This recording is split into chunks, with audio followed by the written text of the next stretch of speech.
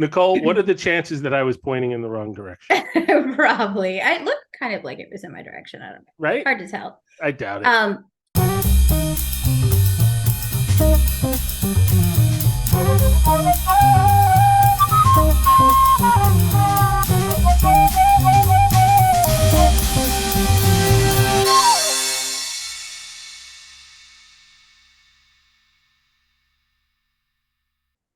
Hi, everybody, and welcome back to the Real Agents Podcast, a podcast where our mission, should we choose to accept it, is to talk about life, real estate, and everything in between. So if you like your insights and advice shaken it and not stirred, well, then this is the podcast for you. That lady over there, that's Nicole Dash. And that's Eric Harrington. And we are the Real Agents. Nicole, what are the chances that I was pointing in the wrong direction? Probably. I look kind of like it was in my direction. I don't know. Right? Hard to tell. I doubt it. So, Eric, we haven't seen each other in a very long time because you have been on vacation. Oh, I thought you were going to say I was eating pickles, but no. No, I was on vacation and I was in Las Vegas. And yes, I am kind of a native Las Vegan, but it was nice to go back. It was fun. I was there for about a week, and lost more money than I really want to share. Is that? Are you a gambler? Do we have to apparently not a very good one? No. I thought like Las Vegas locals didn't gamble or something. But no, is that true? Am I making that up? Half of Las Vegas is built on the back of residents that have lost everything. Yes, I'm convinced of that. Yeah, there's a lot of local casinos. I didn't go to any of those casinos. I went to all the big ones. We were at MGM, and it'd been the first time that I had been in like a strip casino in a long time. So I got a little out of hand and played a lot of poker, played it poorly. It was humbling, to say the least. Yeah, high stakes table. Yeah. You got to sell a few more homes now. Oh my God, do I? Do I? Make it up for it. Yes. If any of you listeners out there want to buy a house, please give me a call. And he will not gamble it away. He promises. He promises. I'm done. You don't know how many times I had that gambler's prayer too. Like if you're playing poker and you know anything about it, I'm playing Hold'em, and you get 3 cards, and you got to wait for the turn in the river to see if you make your hand sometimes. And I was praying to God a couple of those times. Come on, God, help me out. If you help me out, I'll never ask for it again. And God has a sense of humor, I guess. Yeah, well, I don't think gamblers. I know that's the right prayer for that. Yeah, so. I know. My mom would have told me otherwise, but but you had an interesting week too, didn't you? I had a birthday, awesome didn't week. you? Yeah, my baby turned 1, Savannah. She turned 1, and we had a birthday party for her, and I had a lot of family in town, and it was just really pretty. It was really nice Nicole, to do that. You don't even really pretty doesn't begin to describe what those pictures look like. She is adorable. She looks like a little person. And it almost feels like yesterday, I remember you were pregnant. Then 2 days ago, you had this beautiful little baby. And then I saw these pictures from the birthday party. She's like a little woman. She's got her hair done with the little bow. Cute. She was gorgeous. I know. And she's going, you say, how old are you? And she put her little finger up. And so like all the time, I don't know if she really knows what it is, but she's all the time just putting her little finger up. So cute. Our producer puts his finger up a lot, but usually it's this one. It's the wrong finger. Anyway. You're going to have to censor that out, I think. No. All right, listen. We've got a really big show today, don't we? We do. We have an exciting guest. I am so excited. She is one of our rock star new agents. I'm not going to say yes. Yeah, we can't talk about her just yet because we got to take a break. Teasing it. But before we go on break, remember, folks, you got to like and subscribe this show because it is amazing. It is the best podcast in America. Did I oversell According to a little bit. We are a podcast in America. That's probably more. That's closer to the truth. I would yes, but please. Very true. Yeah. like and subscribe. Give us 5 stars. Even if you don't agree that we're the best podcast in America, if you give us 5 stars, we will strive to be the best. So when we take our break, please, you guys do that, okay? We'll be right back with our amazing guest in a moment.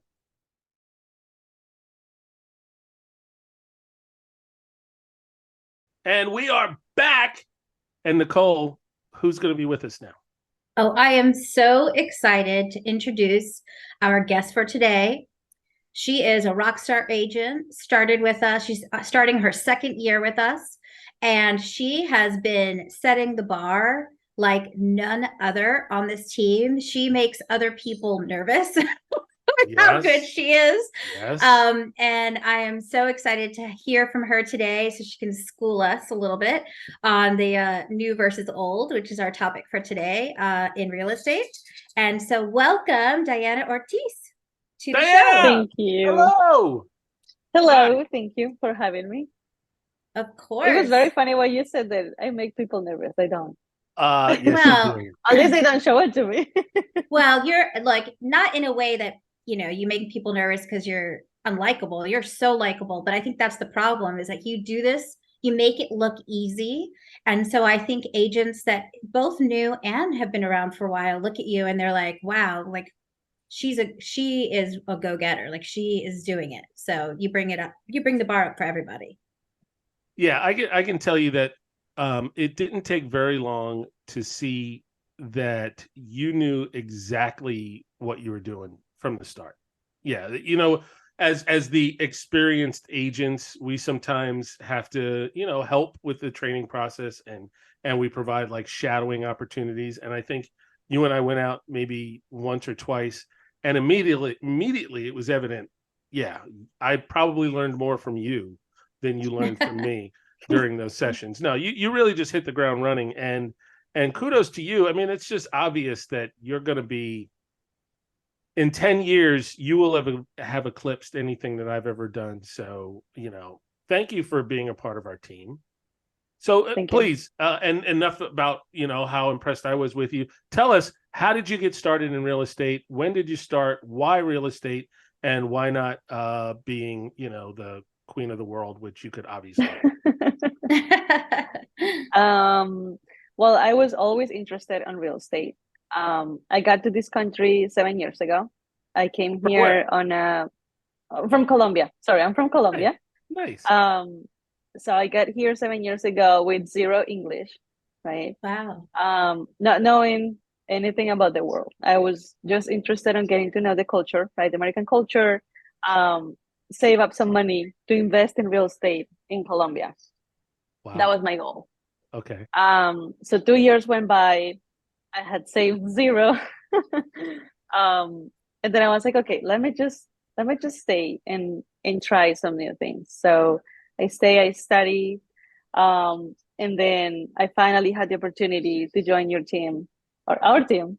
And since day one, I knew that this was, I guess, my passion and something that I get really excited and really motivated to do. So I feel like that's why I don't know, everybody says that I'm a go-getter, but I'm just motivated and I love what I do. And seeing my clients' faces when they get a home or when they ratify, there is nothing more, I guess, exciting or fulfilling than see their emotions. And I was able to help them to get that, to achieve that. So it's just great. You know what I noticed?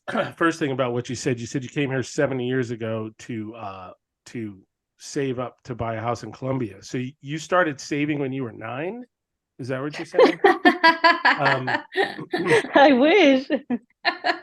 No, can you share? And I know you're not supposed to ask, but you can't be more than 23, 24. I'm actually turning 26 this weekend. Oh, well, that's awesome. Okay. This weekend. This weekend. Yes. Happy birthday. Happy friggin' birthday. Yay. And way to tell people when our podcast is being recorded. You're not supposed to do that. So that's okay. Oh, sorry. First mistake of podcasting. Don't listen to him. Don't listen to him. So you said you were saving up to buy and invest in Colombia, but this year you actually did make a purchase, right? Oh, yes. Yes. So tell us a little bit about that. Yeah. So within a few months of being on the team, I knew what I wanted since the beginning. Right. 7 years ago, I had that vision of getting my own property. And I got that opportunity on our team. It was a home not in very good conditions, right? But I think that's what it made it more exciting. Yeah. Because I was able to, put my own taste on it and go through the renovation and materials and pricing and all that. Me living it myself has taught me so much to be able to help people even better, right? Because I've been on that position and I know how stressful it is, how, I don't know, annoying it can be to fill up paperwork and, be running up and down. But that's what it helped me help more clients in a better way. It's so funny you say that. It should be almost a requirement for agents to go through that process at the start of what they're doing, so you can empathize, so you can experience what it's all about. And that was one of the things about you when we first started working together. It was really obvious that you were coming at things differently, because just the questions you asked weren't the typical, like, how do I find this, or what does this form mean? It was just like a deeper question about how to represent the client in the best way, or how to find things that weren't, how to find the right home for a particular client. They were just probing questions. So often when you're in that training kind of mode, you're ready for the simple, no nonsense. Hey, what form goes with this? What should I put on this, in this form here, or how do I build this search? But your questions were more about like the philosophy of how to be a good agent. And I remember having a conversation with one of our colleagues, Carla Videra, and we were talking about because you came on with a big group. I think there was probably 4 or 5 agents that started. How many did you train with at the same time? 5. And how many are still with the team? No, I'm just kidding. I don't say that. I think you could. Well, I mean, it's probably a good thing if we said it, because it's a good thing. Yeah. Yeah, because it shows that, and those other agents, wherever they are, they're probably doing well. But we keep the best. It's the people who get this job and know what they're doing and are able to be successful that stick around. And yeah, you're one of the top agents on our team now, which is awesome. It's a testament to who you are. Killing it, girl. Yeah, and that's what Carla and I were talking about. We were like, who's going to make it out of this group?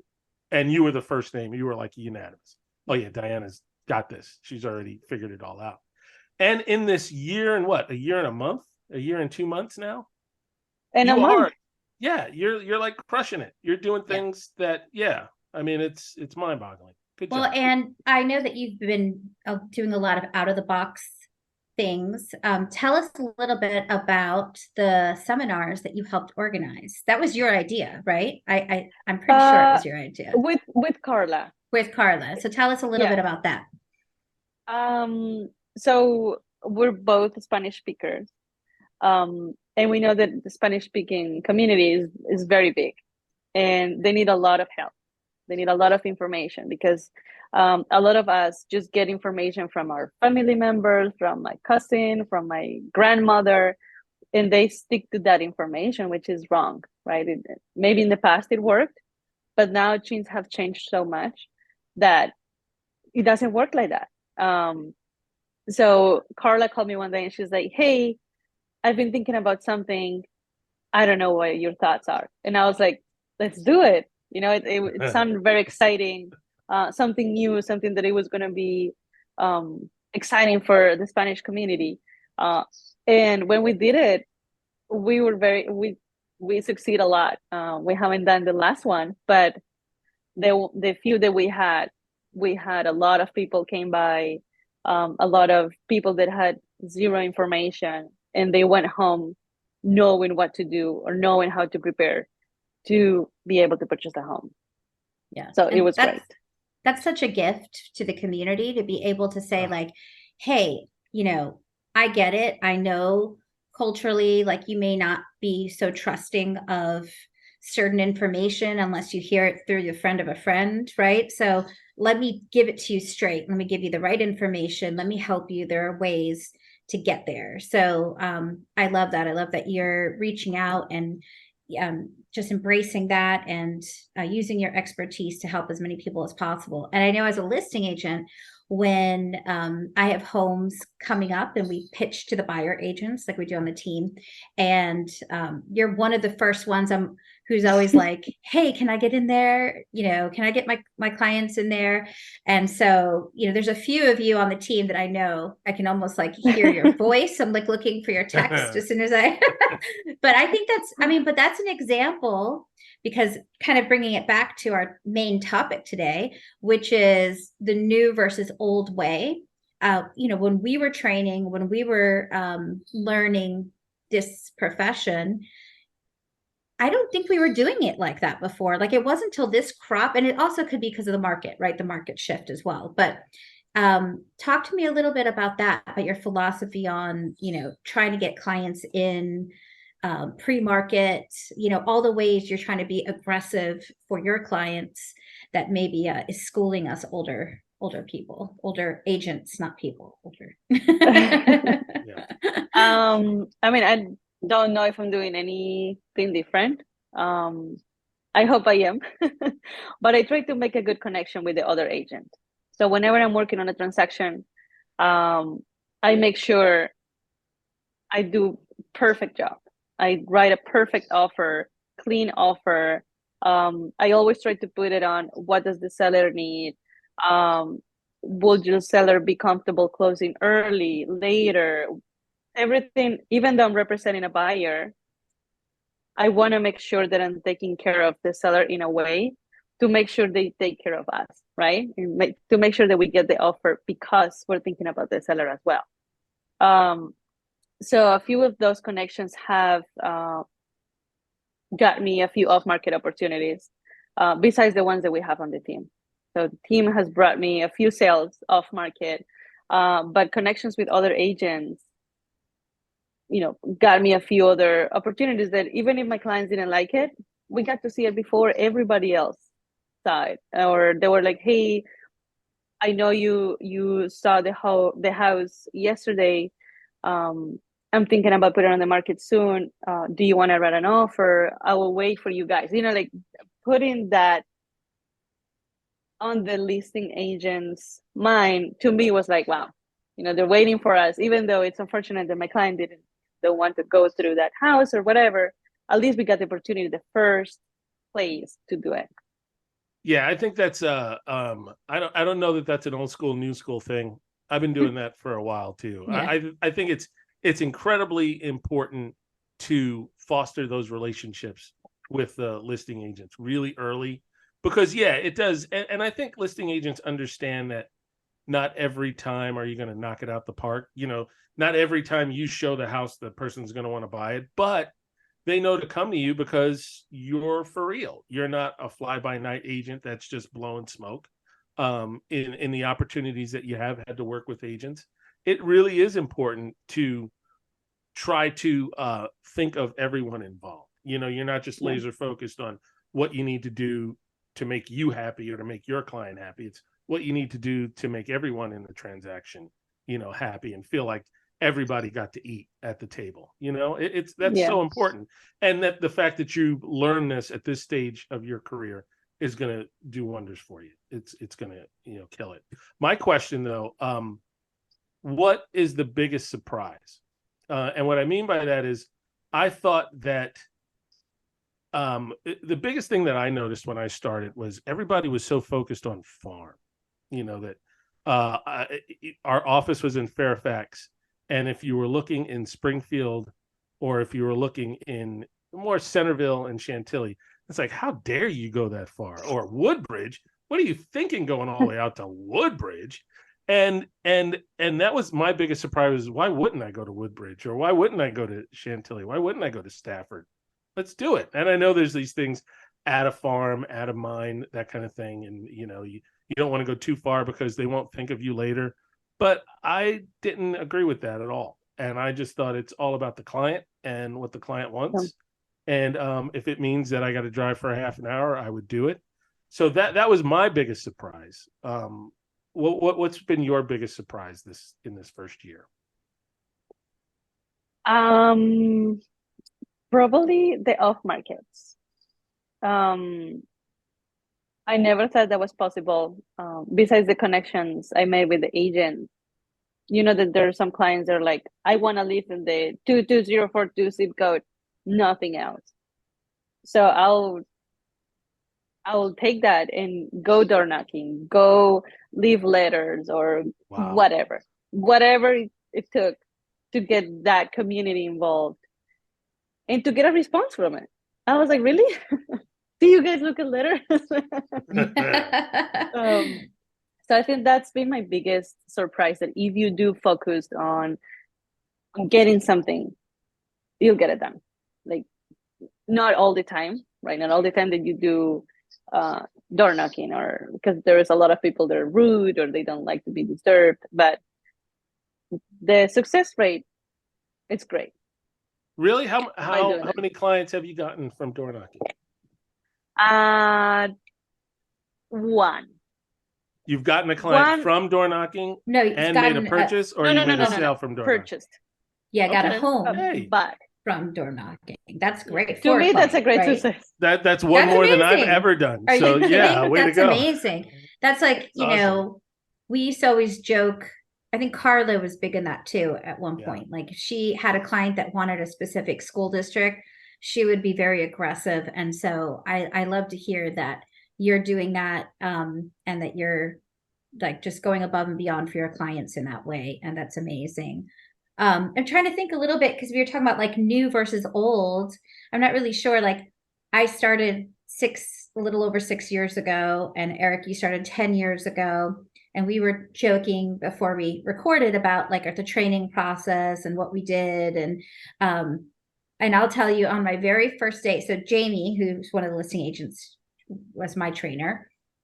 And he was like, okay, I'm gifting you with a 5-subject notebook. I'm not kidding. It was like one of those big 5-subject notebooks. And he's like, this is your Bible. And so like everything was in this notebook, right? Like handwritten, like all the taking notes at every appointment, all this stuff. And then I was like, Jamie, do you see this icon? I'm not trying to make fun of Jamie, but I was like, so I like to take notes on my phone, and then look, I can take a picture and I can put it in my notes. And then I can email myself the whole thing if I need it. So it's just funny how, you know, over time things evolve. And so I don't, you know, I'm hoping that your training was not with a 5-subject notebook. Well, it wasn't. It wasn't. Before Diana answers, I will say that I think the biggest change since from when I started is the technology aspect of it. I mean, it wasn't like it was a technology desert. There was stuff going on. But Century Lock, you still had the cards that you were using. Stick the card in. Yeah, I think most of the contracts were handwritten. You know, you still had MLS work the same way it does now, pretty much. But you know, I feel like the technology has taken a pretty significant leap and has made our jobs a lot easier. I know you don't have a reference to what it was like before, but do you think, Diana, that technology is helping you? Is there something that you see the old school folks doing that you just absolutely won't do? Where are you at? Yeah. Tell us what we're doing that's so old fashioned. No. I feel like technology has been the best friend that we could ever have, right? The calendar is right there. Without a calendar, I don't think we will be able to make it. Right? And you guys told, or in the office, they tell a lot of stories where whenever a house was coming on the market, there was a book. So you have to go through that book and look, you know, what house is on. I cannot wrap my mind about that. Yeah. Going through a big book, like, where is this house at? I don't know. Like, to me, that's a lot to take. I don't think I could have done it back then on the listing side. I still work with clients sometimes who I have had people who don't have emails, right? Like they don't have cell phones. They have a little like landline, maybe a flip phone. They don't email even, so I do have to go present it in person, get them to sign everything, and I go back to the office and scan it. But it's with every year, that number is getting less and less and less. Yeah. Now, more and more people are comfortable using cell phones, texting. I'm seeing a change. A lot of them are okay with signing electronically. Sometimes I have to, call them and walk them step by step on how to click. But yeah. but that still happens to me. Yeah. Oh yeah, to me it's very easy, right? I just open it. I'm like, you just open blue square and just click. That's it, done. Yeah. They're like, but wait, no, I can't. I don't know. And I'm like, how is it that you can? But because to me, we're used to. I was born with a phone, right? It's so easy to do it. Oh my God! But no, that's. Nicole, do you realize that what she's saying is she's never lived in a world that did not have a cell phone? Uh-oh. Stop. I mean, we did have it, but it wasn't as... Yeah, it wasn't a smartphone. It wasn't like everything on one. Dayana, what I'm trying to tell you is when I was born, we had rotary phones. The ones that go around, right? Yes. I had those too. Yeah, but you also had a cell phone. Oh, she put a lock. You put a lock on it? Yeah, That's hilarious. So we wouldn't talk for a long time. So she would just put the lock and we're like, Mom, can I please get the key? I remember those. Hilarious. Oh my gosh, that's great. I used to stretch the cord from the kitchen all the way to the bathroom and close the door. It'd be like the long cord and then yeah, like I'm glad those days are over. Me too. I was talking to Verizon the other day and I just realized I've had the same cell phone number for over 20 years. I don't know why they shared that. That's good. Yeah. Right? It's the only cell phone number I've ever had. That's great. I had it's one. That's it. I had the first. So whenever you get old, yeah. I can't forget it. That was good. I'll have Alzheimer's and I'll still remember my cell phone number. I still remember my childhood phone number, my landline. Prove it. 7 really? Say it. Yeah. No. 379. What? 703-379-15. Oh, wait. Oh my God. Wait. I'm forgetting it. See? I know mine. I don't remember. I know mine. Now. It's 212. I know it. 525-2958. That's my having old a brain block. I know it. I swear I do. Dayana, anyway. What was yours? Come on. What was your I don't first remember. phone number? You don't remember your first phone? See, this is generational because it was all cell phones. Like now, I could. You know what's sad? This is what's sad. I couldn't tell you Eli's phone number. You know what? I can't tell you any of my kids' phone numbers either. It's so terrible. They know mine though. I made them. I made them learn it on a song. You have to make them learn. But I have the song. It's saved in the phone, right? There you go. Yes. Yeah, and then if the phone breaks, then it's over. Your life is over. Forget it. You don't know anything. She said your life is over. It's true. That's how it feels sometimes. All right. I call it. Here's my take on the old school, new school, and this is what I've noticed in the last 2-3 years. No more voicemail messages. We don't leave voicemail messages. Everything is done on text. My voice message says, text me for a faster response. Exactly. I do say that. And sometimes I'm like, is that really annoying? But it's the truth. If you want me faster, text me. And so I'm not saying don't leave a message, just it'll be faster if you text me. So is that bad? Is that what do you have for your voice? I don't have a voice. You don't have a voicemail set up? Okay, that is definitely category new and old. We have to make a list. Where's the running list? I do need to I do know that I have to do it because a lot of people are like, hey, I left you a voice message. And I'm like, where? Oh my gosh. Yeah. The younger generation doesn't even listen to them. They don't even listen to it. That's great. To be honest, I feel like text is just easier or email. Yeah. Text is easier. And our industry has gone, I think, 80% text as far as the communication goes. 80%, maybe 70% text and 20% email and 10% smoke signals. But I feel like it's age Yes, it based. is. Yes, it is. Yes. It is. Right. The older the clients, the more on the phone you have to get. Yes. Whereas Yes. the younger they are, they're like just done. And I kind of straddle the line a little because I work with older clients who are selling their homes, but I also work with a lot of clients who are younger, who are selling their first home to buy their next, right? They move up buyers.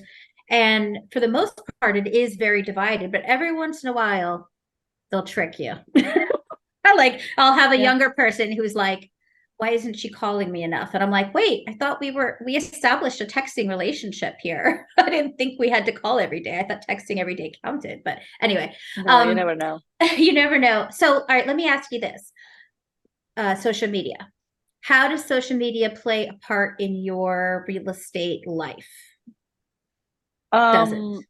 Actually, yes, it does a lot. I haven't been on lately, posting as much as I used to. But I've got a lot of responses from, family, friends, or random people that I didn't even know they were following me. When I stopped posting as much, there were a few people that were like, hey, you haven't posted anything, or the other video that you posted about new constructions was really cool. And I was like, you actually watched that?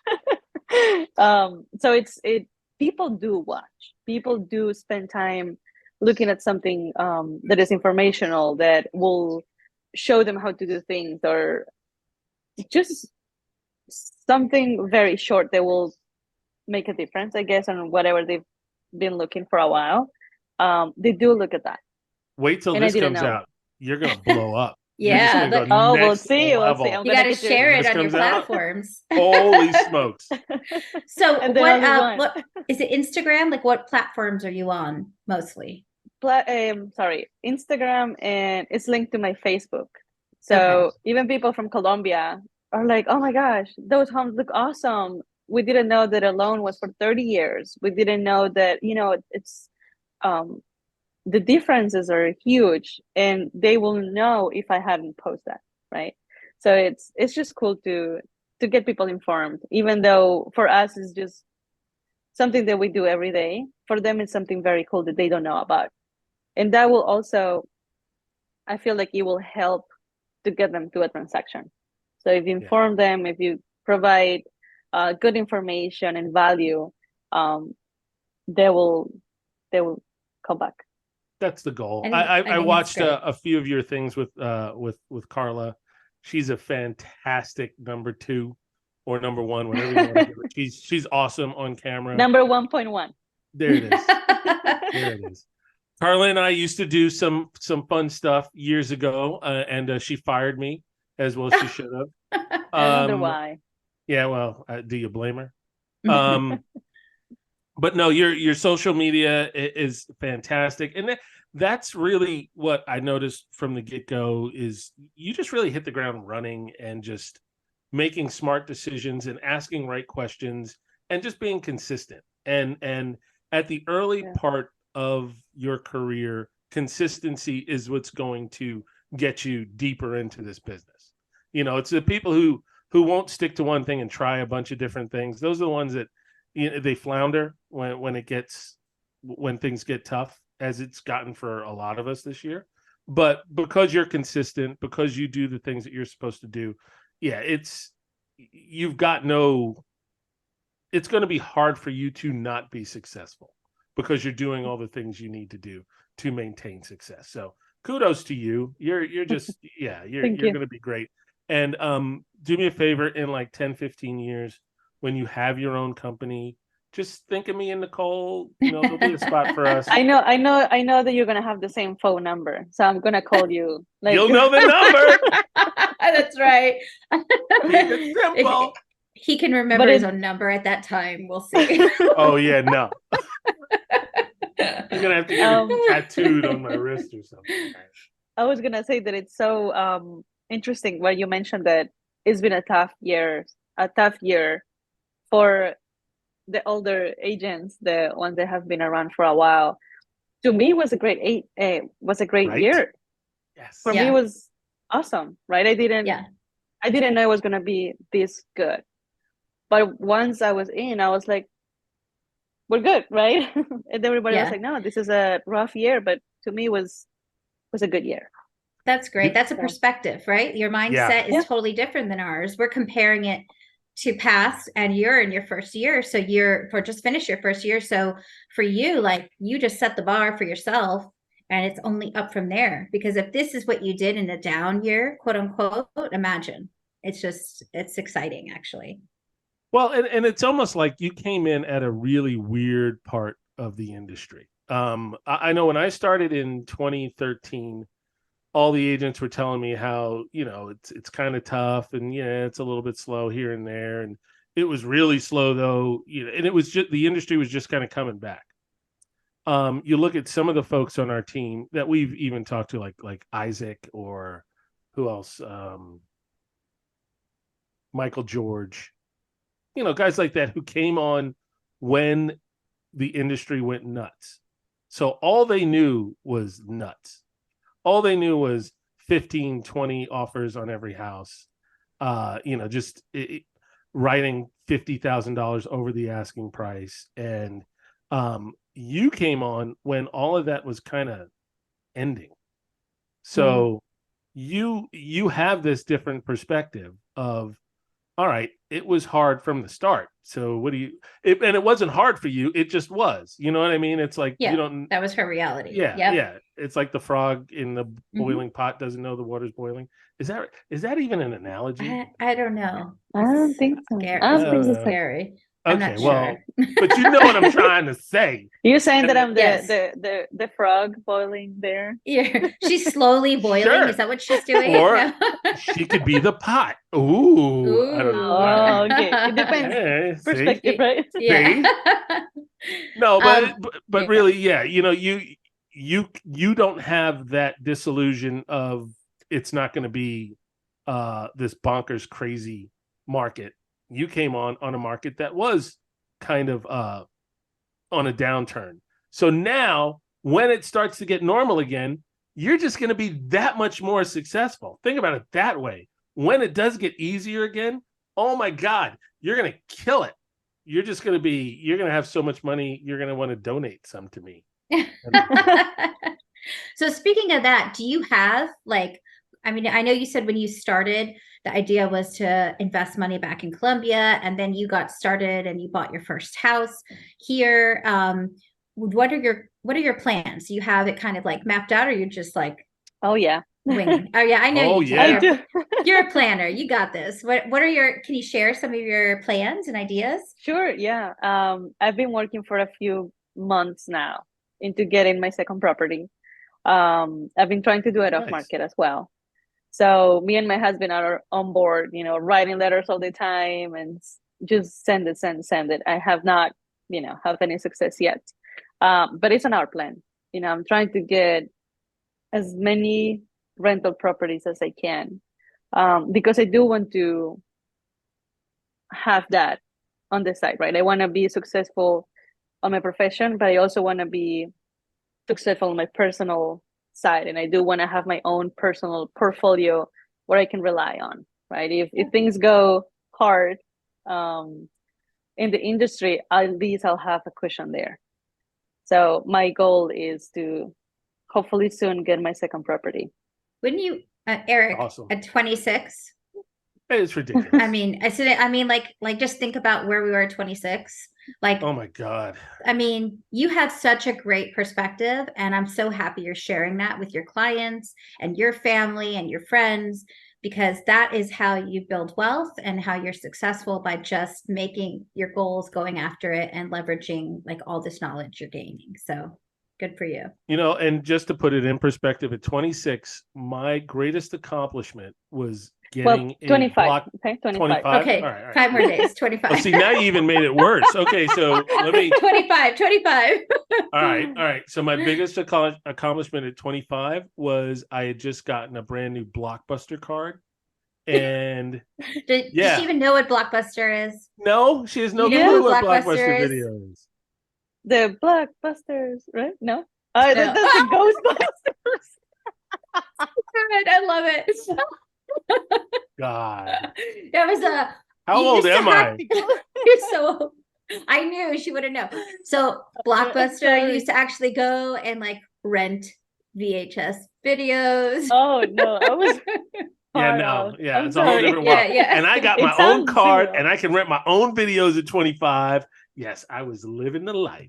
All right, Diana, we could talk to you for hours and hours and hours. You are an incredibly wonderful young lady. Would love to meet you and your husband and your little doggy next time on this show. You do have a beautiful dog, don't you?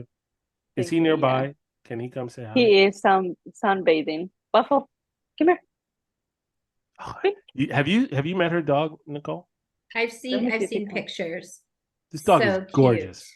Let me see What if I is can get him. Is he a I think- British Terrier? What is he? No, he Bulldog, is. right? Yes, he is an English bulldog. English And bulldog. and Laura got her dog from the same breeder, I think. Right? She did, yeah. She did, yeah. Because she fell so in love with Diana's dog that here we Laura, go. who's on our Here we team. go. Here we go. Oh see my the gosh. screen. Oh. Oh my gosh. Oh, wait, I thought I was looking at our producer. No, that's the dog. Oh my Okay. gosh. All right. Oh, he's All right, adorable. My What's his husband name again? loves English bulldogs. So nice. Waffle. His name is Waffle. Waffle? Good, yeah, like a good waffle with Oh, with syrup extra and all syrup. that. Nice. Yep. Nice. So nice. Well, But yeah, thanks, thank you so Waffle, much for for coming having on. me. Oh, this was an Sorry, absolute he's- blast. Ooh, he's heavy. He didn't look thrilled to be on camera either. So No, thank you he's for like, doing He's, that. he Thank you, never Waffle. looks thrilled. All right. No, he never does. Well, bless you. Thank you so much for being a part of this. I of course, I'm going to screw this part up. Are we taking a break? What do you think? Do we Yeah, take a we'll break say now? bye and then we're gonna wrap it up. I'm Yeah. looking at Awesome. the Thank you guys for All having right, me. thank you. Thanks so much. Diana, you're the best. Thank you, No, Diana. Bye, Diana. Thank you. Bye. We'll be right back. See you.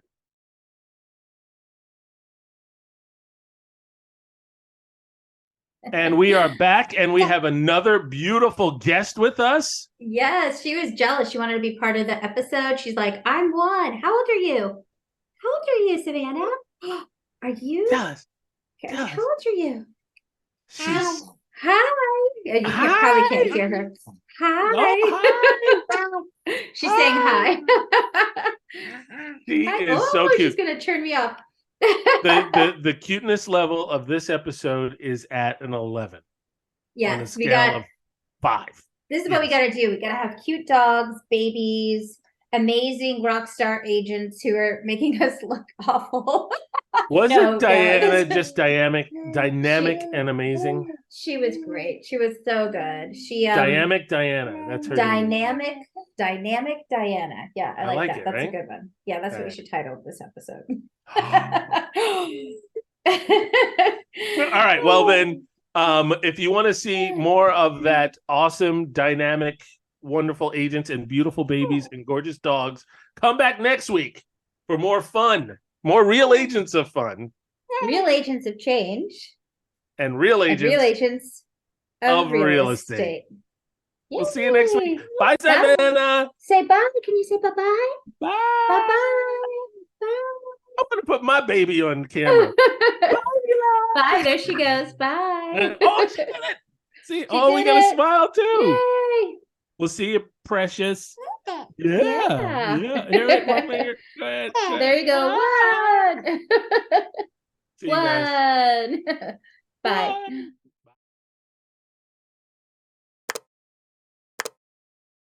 I am Woohoo. But you're local, right? well, That's yeah, right. I'm kind of a transplanted. Oh my God, Transported? No, I don't know. Nicole, the word. we're doing a podcast today, and my lips don't work. All right, let's get it out. Bananas. All right, here we go. Don't say the other word. Okay, good. I know. Well, I'm saying bananas. All right. Inside joke. Anyway, I am a transplanted bananas. All right, look.